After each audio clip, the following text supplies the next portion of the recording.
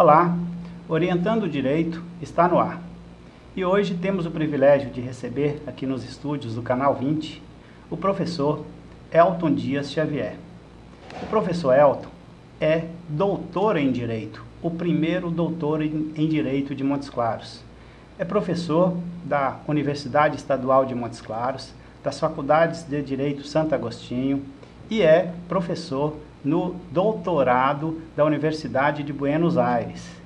Também leciona nos cursos de graduação e pós-graduação, principalmente mestrado e doutorado, já até integrou banca examinadora de mestrado em outras cidades de Minas Gerais. O Dr. Elton vai falar sobre os crimes contra a dignidade sexual. E eu perguntaria, professor Elton, qual a modificação do Código Penal que trouxe esta nomenclatura, crimes contra a dignidade sexual, em lugar dos crimes contra os costumes?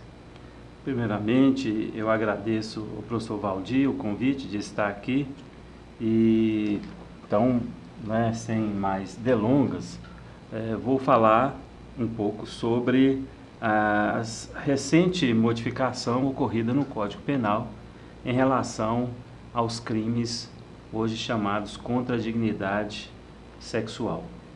Primeiramente, professor Valdir, é que se observar que a Lei 12.015, de 7 de agosto de 2009, trouxe uma nova nomenclatura para o capítulo que até então se chamava Crimes contra os Costumes.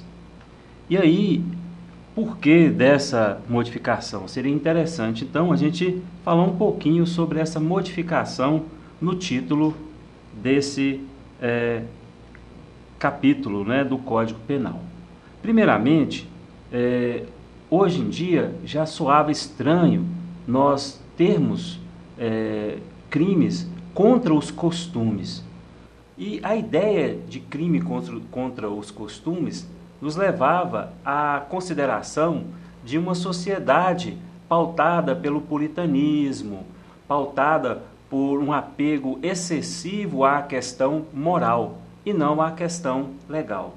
Daí a necessidade de mudança da nomenclatura, atualizando, é claro, que é uma linguagem de 1940, a época de surgimento do nosso Código Penal, portanto, uma linguagem já um tanto quanto gasta e antiga.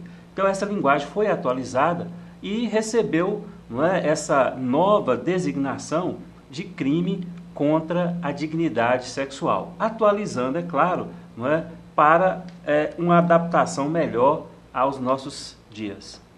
Muito bem, professor. E a questão do crime de estupro, comparando com o crime de atentado violento ao pudor, que eram crimes distintos e agora se encontram numa única tipificação legal.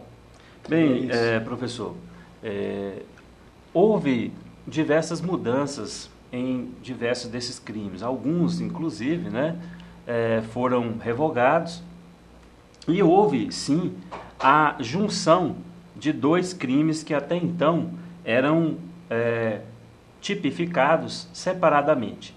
O artigo 213 do Código Penal trazia até então o crime chamado de estupro, que na linguagem do Código era constranger mulher à conjunção carnal mediante violência ou grave ameaça. E o artigo 214 trazia a figura do atentado violento ao pudor, que na linguagem do Código anterior era constranger alguém, mediante violência ou grave ameaça, a praticar ou permitir que se pratique ato libidinoso diverso da conjunção carnal. E aí, então, professor Valdir, essa modificação tem importante significado para, principalmente, as pessoas para os agentes que cometeram o crime anteriormente, ou seja, na vigência da lei antiga. Por quê? Porque os crimes eram punidos diversamente. Quem poderia ser a vítima de estupro? Como o Código dizia, somente a mulher poderia ser vítima de estupro. O agente, por sua vez, somente homem. Com a junção, não é, dos dois tipos, estupro e atentado violento ao pudor, então passou-se que o crime de estupro hoje tanto pode ser praticado contra homem como também contra mulher. Tanto pode ser o agente homem como também o agente pode ser uma mulher. Então hoje, né, essa mudança é uma mudança significativa, porque ela vem também, professor Valdir, trazer aos nossos tempos atuais, né, sobretudo depois de 1988, com a entrada em vigor da Constituição Federal de 1988, né, que equiparou em igualdade de obrigações, de deveres e direitos, homens e mulheres. Portanto,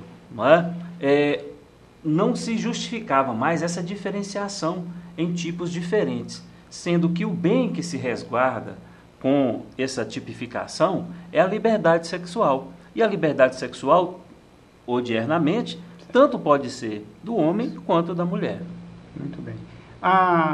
Na versão anterior, havia uma pena própria para estupro, outra própria para atentado violento ao pudor. Nos tempos atuais, a pena unificada, diríamos assim, para um único crime, está um pouco maior, um pouco menor, conservou?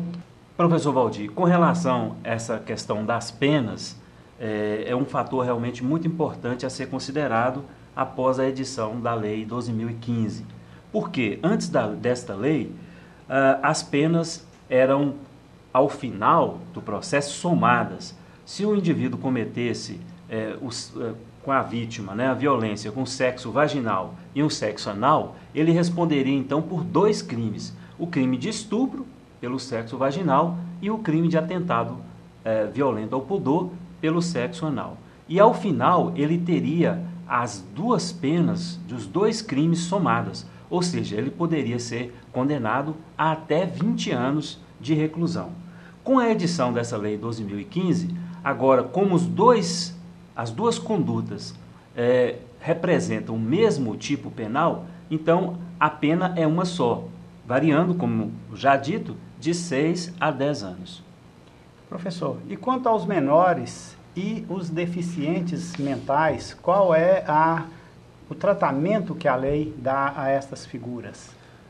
Veja bem, são dois tratamentos em relação aos menores. Primeiro, o Código trouxe uma figura qualificada justamente no parágrafo 1º, né, do artigo 213, que fala do estupro cometido contra, né, menores de 18 anos e maiores de 14. Então, a pena é de reclusão de 8 a 12 anos, certo? Agora, com relação ao menor de 14 anos, a pena ainda sobe mais, porque vai se encaixar agora em um tipo penal novo, professor Valdir, que foi criado, chamado de estupro de vulnerável, que aí inclui tanto o menor de 14 anos, quanto também aquela pessoa que tem algum problema, né, de deficiência mental e não pode autorizar o ato sexual. Então, o que esse tipo penal de estupro de vulnerável visa é a proteção desse menor ou então da pessoa que não pode autorizar, né, o ato sexual. E a pena, nesse caso, é de 8 a 15 anos.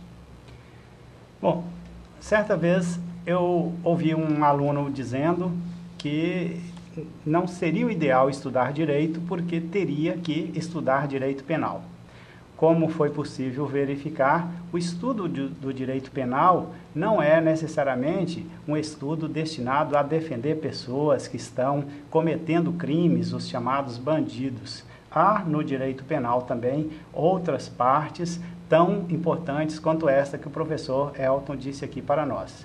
Foi um privilégio falar com o professor Elton e o Orientando o Direito, além de agradecer o professor aqui presente, pede que estejamos juntos amanhã, em Querendo Deus, neste mesmo horário, aqui no Canal 20, e até lá.